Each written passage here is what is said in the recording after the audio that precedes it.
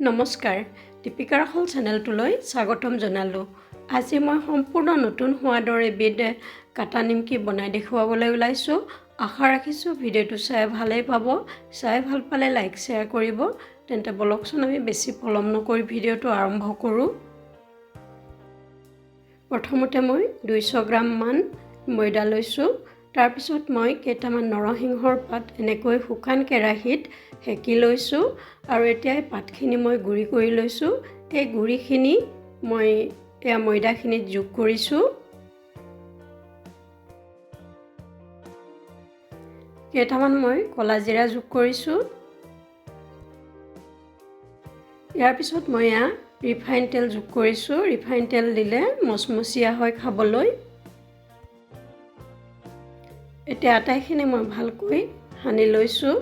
আপোনালোকে ৰিফাইন তেলৰ সলনি ঘিউ দিব পাৰে। এতিয়া মই নিমখখিনি যোগ কৰা নাই আৰু কেতিয়া যোগ কৰিম মই আপোনালোকক পিছত কৈ আছোঁ।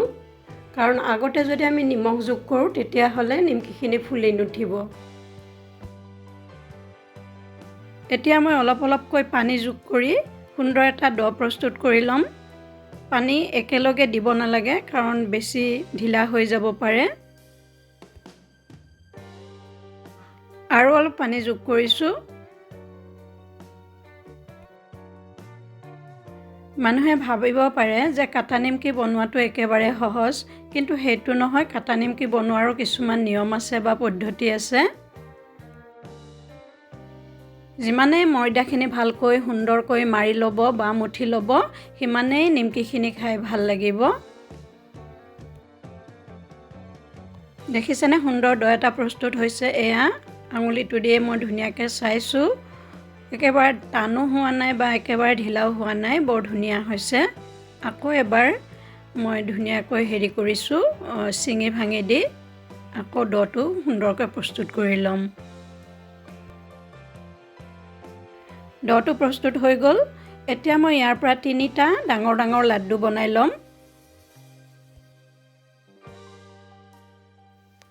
ভালকৈ যে মঠিছোঁ এই লাড্ডুকেইটা দেখিলেই গম পায়।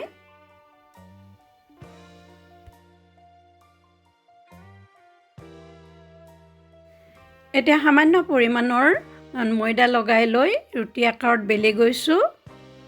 ৰুটিখন বনাওঁতে মন কৰিব, বহুত বেছি একেবাৰে পাতলো হ'ব নালাগে আৰু বহুত বেছি ডাঠো হ'ব নালাগে।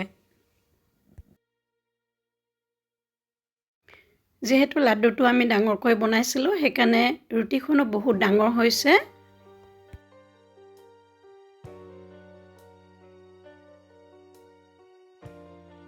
এই জোখটোত মই ৰাখিছোঁ, বেছি পাতলো কৰা নাই, বেছি ডাঠো কৰা নাই। এতিয়া এখন চুৰিৰে মই ধুনীয়াকৈ কাটি ল'ম নিমকি আকাৰত। একেলগে মই গোটেইখিনি আঁকি লৈছোঁ। দীঘলকৈ আঁকি হৈ গ'ল। মই এতিয়া এইটো ছাইড দি ধুনীয়াকৈ নিমকি আকাৰত দি দিছোঁ। এয়া দেখিছেনে, একে পাকতে বহুতখিনি হৈ যাব। এয়া দেখিছেনে, গোটেই ৰুটিখন মোৰ কাটি হৈ গ'ল। এতিয়া এটা টুকুৰা মই দেখুৱাই দিছোঁ, দেখিছেনে কিমান ধুনীয়া হৈছে। এতিয়া নিমকিখিনি মই এনেকৈ ধুনীয়াকৈ হাতেৰে ওলাই লৈছোঁ, নাইবা এনেকৈ চুৰিখন দিও একেলগে বেছিকৈ উঠি অহাকৈ দিব পাৰে। এয়া দেখিছেনে ধুনীয়াকৈ উঠি আহিছে।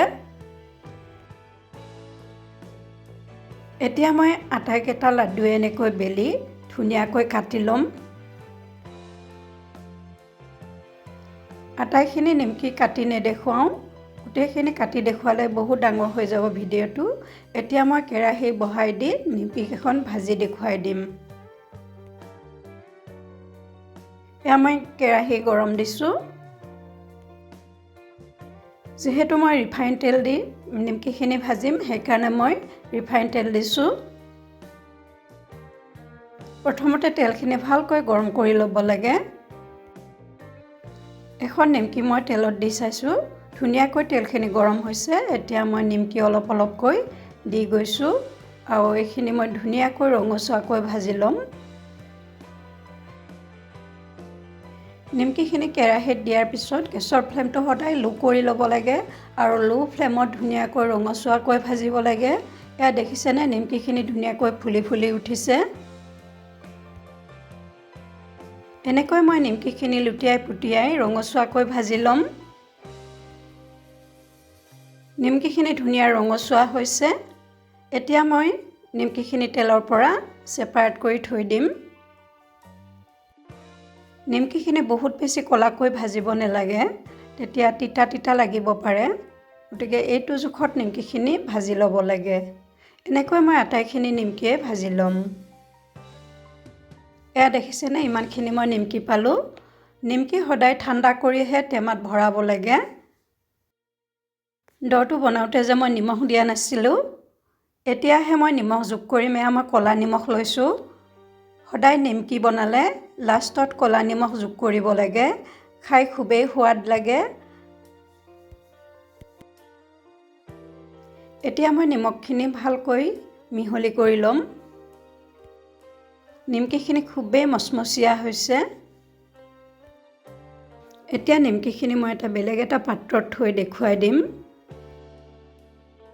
এপিচ নিমকি মই ভাঙি দেখুৱাই দিছোঁ। দেখিছেনে কেনেকুৱা মচমচীয়া হৈ গৈছে, গুৰি হৈ গৈছে। ভিডিঅ'টো চাই কেনে পালে কমেণ্ট বক্সত কমেণ্ট কৰি জনাবচোন।